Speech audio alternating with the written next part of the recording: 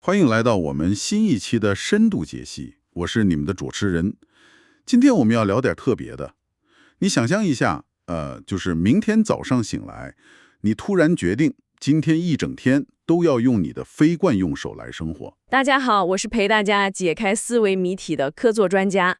说实话，你这提议听起来就像是一场灾难呢。绝对的灾难。你看，你要用这只手拿筷子吃饭，用它写字，甚至用它去系鞋带。你的大脑里其实非常清楚每一个动作该怎么做，对吧？没错，指令很清晰。但是当指令传达到那只完全不习惯的手上时，一切都变得极度笨拙，难以控制。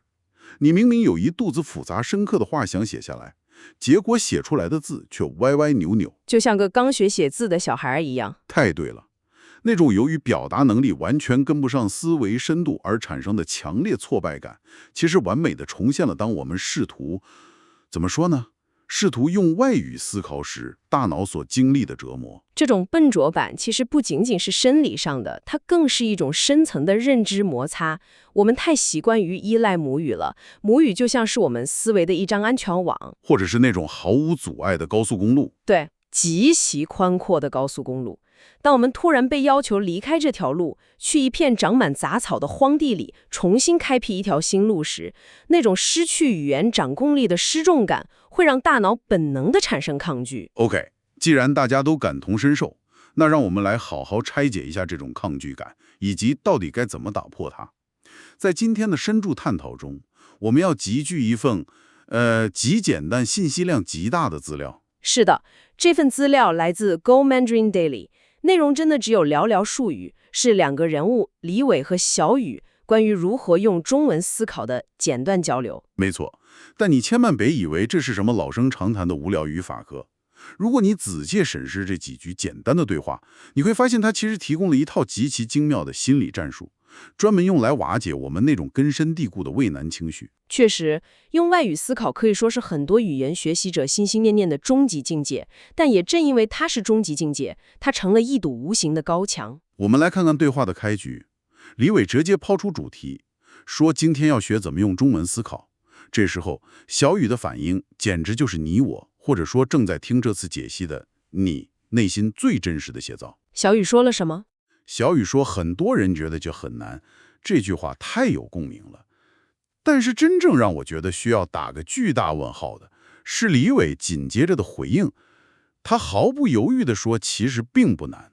毫不犹豫的否定。对，说实话，当我第一次看到这句话时，我是带有强烈质疑的，这怎么可能不难呢？你觉得他是在刻意淡化客观存在的困难？肯定啊，就好比你让一个无基础的人去跑一场马拉松。对，全马，然后你告诉他，这其实不难，就是左右脚交替往前迈。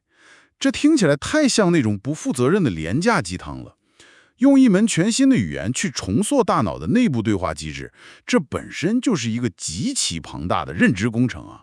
李伟凭什么这么轻描淡写地一笔带过呢？这就是我想问你的。其实这里最引人深思的是，如果我们仅仅从字面的物理难度去理解，李伟的话确实站不住脚。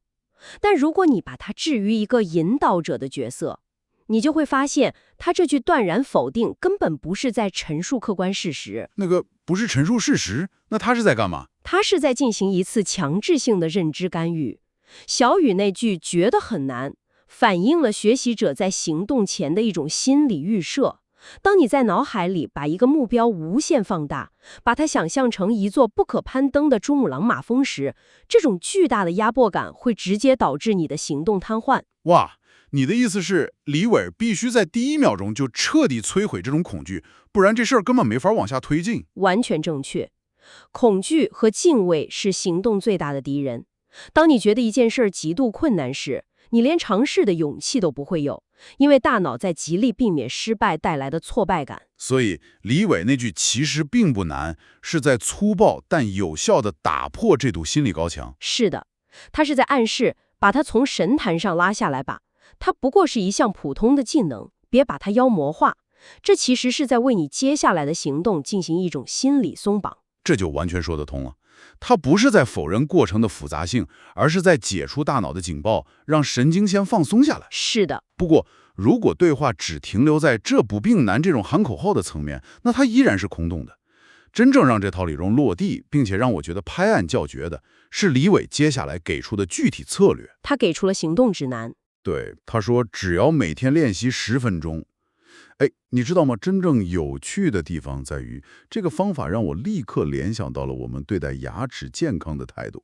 牙齿健康，这个联想有点意思，展开说说看。你看，很多人学外语的方法，简直就像是去看牙医。平时完全不管不顾，直到某一天突然觉得，哎呀，不行，我得把中文学好。于是特意选一个周末，把自己关在房间里，进行长达8个小时的突击苦学。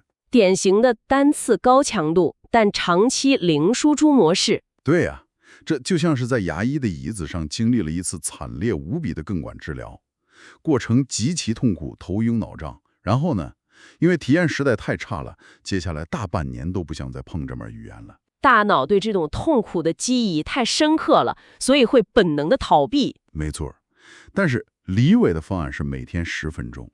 这就好比你每天早晚花几分钟时间好好刷牙。刷牙这件事情本身毫不费力，也不会让你觉得痛苦。但正是这种微小的、几乎无痛的持续投入，最终决定了你长期的健康。你这个牙医的类比非常生动，它其实触及了习惯养成的底层逻辑。这里最核心的设计其实是10分钟这个极低的时间门槛。门槛确实低到了尘埃里。是的。从行为改变的角度来看，如果你给自己设定的目标是每天练习1小时，那么你的大脑每天都会面临巨大的阻力。你会找各种理由，比如说今天加班太累了，或者今天状态不好。1小时的门槛确实太高了，跨越它需要消耗极大的意志力。但是10分钟短到你根本无法用今天太忙作为借口。等一下，这里我必须反问一句了。我完全同意10分钟的门槛低到让人无法拒绝，你确实找不出哪怕一个借口。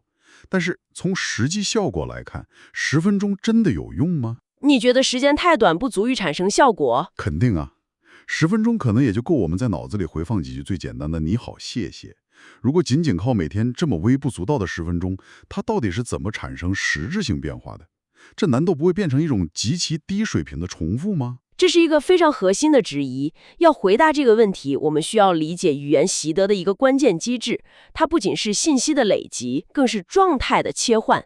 这10分钟的意义不在于你在这10分钟里能死记硬背多少个新词汇，那在于什么？在于高频触发。高频触发具体是指什么操作？就是强制你的大脑每间都必须进入一次中文操作系统，那它只有短短的10分钟，你也是在明确地告诉你的神经系统，这门语言不是一个偶尔使用的陈列品，而是你日常生存必须调用的工具。也就是说，重点不在于我单次练了多久。对，重点是每天不间断的刺激，这种连续不断的微小脉冲会逐渐打破母语对你思维的绝对垄断。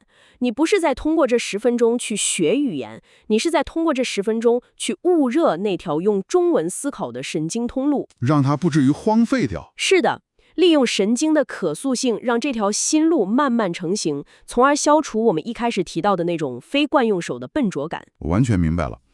就好比水滴石穿，真正击碎石头的不是那一滴水的重量，而是它永不间断的频率。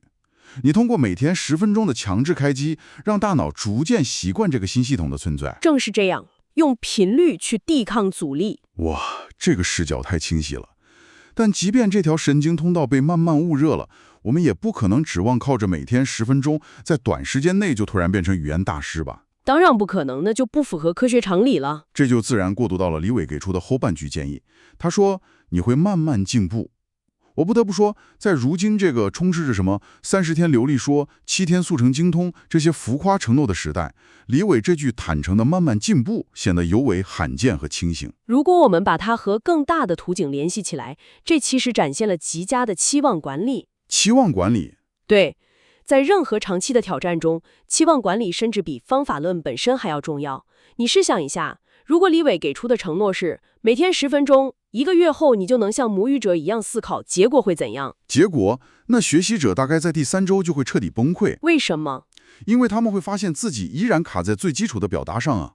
这时候巨大的落差感会让他们觉得自己是个彻头彻尾的失败者，最终只能选择放弃。没错，不切实际的期望就是挫败感的温床。李伟没有画大饼，他极其诚实地用“慢慢”这2个字为整个学习过程定下了一个理性的基调。他是在告诉大家，思维方式的转换本来就是一个需要时间和耐心去沉淀的过程。是的，当你提前接受了进步是缓慢的这个设定后，你就等于给自己穿上了一层防弹衣。这层防弹衣保护了我们的耐心，因为当你不再每天死盯着那个遥不可及的终点，不再因为今天想不出一个高级词汇而拼命苛责自己时，你的焦虑感就消失了。